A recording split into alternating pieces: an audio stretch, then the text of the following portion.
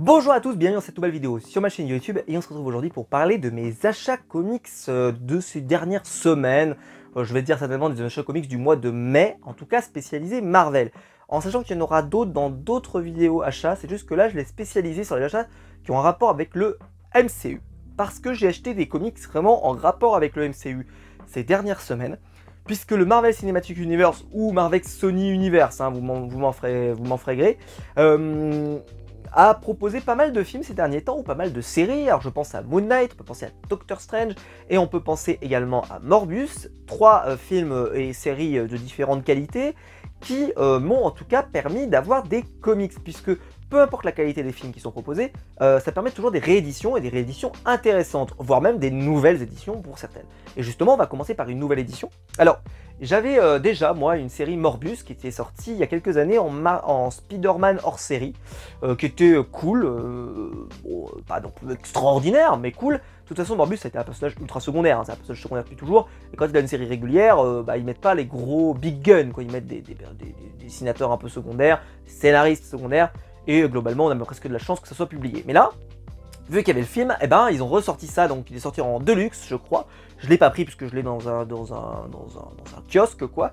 Et par contre, j'ai pris la nouvelle série Morbius, celui-là, donc qui s'appelle Morbius, les blessures du passé. Alors je l'ai déjà lu puisque, en fait, je l'ai reçu et il y a que 5 numéros, il est pas très épais, donc je l'ai lu assez rapidement. Et alors celui-ci, c'était pas du tout prévu que je l'achète. D'ailleurs, il était pas prévu que j'achète des titres Morbius, pour être tout à fait transparent. J'adore Morbius pourtant. Moi j'adore. Je l'adorais dans la série animée quand j'étais petit. Alors quand il ressemblait pas à ça, il avait les cheveux bleus, il avait une veste blanche, enfin une veste verte, excusez-moi, et la peau blanche et tout. Il était vraiment hyper charismatique, il était en relation avec Felicia, la Black Cat, et je trouvais Black Cat extraordinaire, absolument magnifique, tout ce que vous voulez. Bref, si vous pouvez voir cette série Spider-Man, la série animée de Stan Lee des années 90, à peu près 2000 ou 90-2000, qui était vraiment extraordinaire, avec un générique absolument passionnant. Bref, j'étais même en Funko Pop Morbius, alors que je crois d'ailleurs, étonnamment d'ailleurs, ils n'ont pas sorti de nouvelles pop de Morbius. Ah, il me semble, ils sont pas sortis de Funko Pop de Morbius. Donc moi j'ai l'ancienne de la Marvel Collector Corps qui est sortie il y a des années, pour vous dire que voilà, parce que je fais la collection des méchants de Spider-Man. Bref, je diverge, je divague, ça se dit, peu importe. Bref, Morbius. Et alors, donc, je passe en librairie, je passe tout simplement dans mon espace culturel à Leclerc. Et en fait, je feuilletais juste, en fait, j'avais acheté mes mangas, pour être honnête. Et je passe dans le rayon comics juste pour voir s'il y a des choses que je connais pas qui sont sorties, parce que c'est bien. Et puis, je tombe sur le Morbius. Alors, je trouve la couverture pas belle. Voilà, je le dis tout de suite, la couverture, je la trouvais pas belle. Je me suis dit, bon, ok, je vais pas le prendre. Mais ma curiosité a été quand même prise, et je me suis dit, allez, on va quand même l'ouvrir pour voir. Et là, en fait, je découvre que l'intérieur, c'est vachement beau. Ouais, c'est vachement bien, hein. Franchement, c'est très très beau, c'est très propre. Je vais vous montrer, il y a des planches. Voilà, cette planche-là, par exemple, elle est très belle. Alors, c'est un comics qui revient un petit peu sur les origines, hein, avec un Morbius qui se transforme. Et puis, en fait, on voit le côté Morbius qui, avec sa transformation qui s'aggrave de plus en plus, etc. Alors, ça vous rappelle certainement le film, sans être une pâle copie, mais c'est juste que ça rappelle un peu. Et globalement, c'est très bien, en fait. Moi, en fait, je l'ai lu hyper vite, c'est-à-dire que ça s'enchaîne vite, bien. Il se passe pas mal de choses. Le personnage de Morbius, il est vraiment super bien incarné, superbement bien dessiné. Donc, le dessinateur s'appelle Marcelo Ferreira, qui a fait Absolute Carnage versus Deadpool, c'est ça? Comment ça s'appelle? Absolute Carnage versus Deadpool, que je n'ai pas lu, donc je peux pas vous en parler. Bien sûr, il y a le personnage de Spidey, évidemment, parce que s'il y a Morbius, contrairement à Sony, eux, ils peuvent mettre Spider-Man facilement. Mais franchement, il y a des des planches qui sont vraiment très belles. Et c'est un dessin très mainstream, c'est-à-dire que c'est un dessin qui, normalement, ne devrait pas vous perturber, ou vous devriez avoir peur et tout. Et je vais vous chercher la planche, voilà, c'était celle-là. Alors celle-là, cette double planche, je l'ai trouvée absolument magnifique. Voilà, enfin c'est super. Et puis bon, il y a la question évidemment de Morbius qui essaye de ne pas se laisser contaminé par sa soif de sang qui ne peut pas vraiment restreindre. Et donc Morbius, alors là il est vraiment dans une position un peu de héros anti-héros, hein, donc vraiment clairement il est là-dedans. quelque chose que moi j'aime bien, hein, parce que moi j'aime bien le personnage de Morbius. Et alors je vais peut-être pas vous montrer, mais je voulais vous montrer une planche qui m'avait fait halluciner. Je vais juste voir si j'arrive à vous la trouver. Mais bon, c'est pas très grave si je la trouve pas, mais en tout cas elle est plutôt cool. Ah, il est là, voilà, pam, voilà. Parfait, si j'avais sauté au début, voilà. C'est pour vous dire que vraiment, c'est un bon niveau de dessin. Donc si vous aimez Morbius, en tout cas, je vous le conseille. La couverture est pas vendeuse, mais l'intérieur est beaucoup plus intéressant. Donc clairement, si vous avez un petit peu de budget et que vous aimez bien le personnage de Morbius, ça peut valoir le coup de vous acheter le petit Morbius. Il se lit vite, il y a même pas mal de dialogue, mais ça se lit bien. Et moi, j'ai beaucoup aimé. Alors justement, donc, le dernier film du Marvel Cinematic Universe, c'est Doctor Strange, et j'ai acheté le Doctor Strange de Donny Cates. Alors pour le dire, c'est un comics que je dois acheter depuis longtemps. Vraiment, quand je dis depuis longtemps, c'est depuis au moins peut-être 6 mois, 1 an, je sais plus. Parce que je me suis acheté beaucoup de titres Donny Cates. J'ai quasiment tout en Donny Cates, c'est simple. J'ai son Silver Surfer, j'ai pas mal d'épisodes de Venom évidemment, j'ai tout ce qui est en kiosque en fait, donc j'ai tous les épisodes. J'ai qu'est-ce qu'il a fait? J'ai le truc sur les Inhumains que j'avais trouvé d'occasion. J'ai son Thor, son Thanos, j'ai pas mal de trucs, bref, je crois que j'ai quasi tout. Et j'avais pas ça par contre, le Doctor Strange.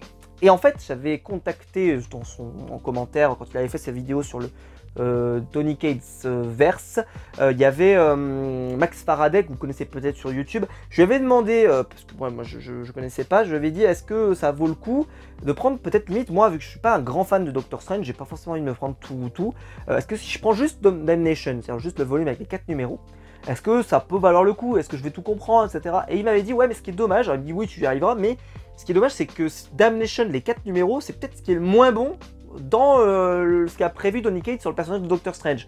Qu'au final, c'est peut-être les épisodes de la série régulière qui sont les meilleurs au final. Donc ça m'a un peu déhypé, et au final j'ai dit bon je vais quand même pas prendre les 3 tomes, c'est-à-dire que ça faisait 2 tomes de Doctor Strange plus Damnation, ça faisait beaucoup, ça coûtait un peu cher quand même, parce que je pense que si vous prenez tous les volumes, ça doit vous faire presque 50 balles, quelque chose comme ça.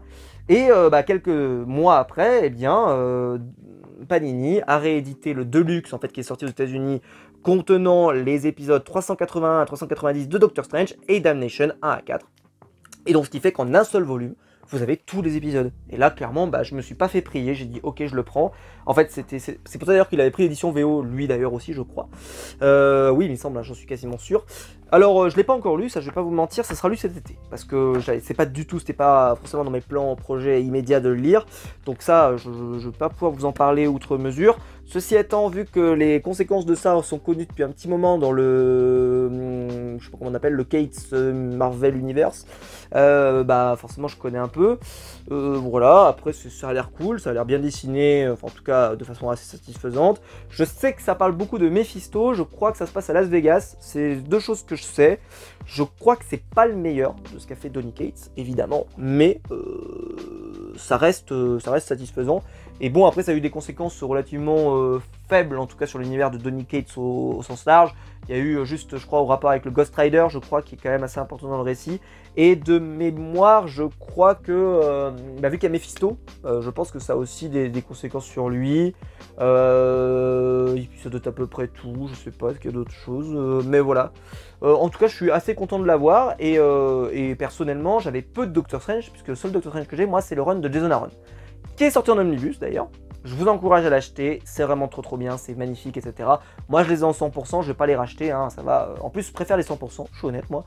Moi personnellement, si jamais vous pouvez trouver les éditions en 100% Marvel, en dur et tout, en plus elles sont bien éditées et tout, prenez-les, parce que les omnibus c'est jamais trop plaisant à lire. Alors là il n'y a pas trop de numéros, donc c'est pas un omnibus à 1000 pages, tu vois, c'est un omnibus je pense de 500-600 pages, quelque chose comme ça.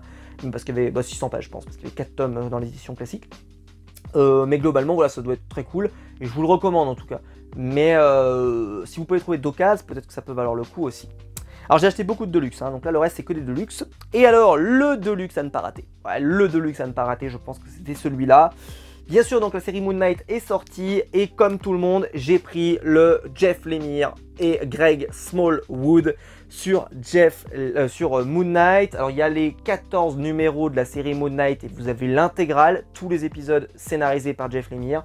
Je suis un immense fan de Jeff Lemire, il a fait le premier comics que j'ai lu, puisque j'ai commencé par Green Arrow. Vraiment, c'est un bonheur d'avoir un comics de enfin voilà, un comics de lui.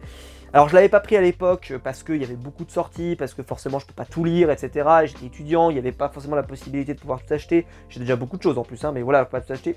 Et puis graphiquement, je trouvais ça un peu...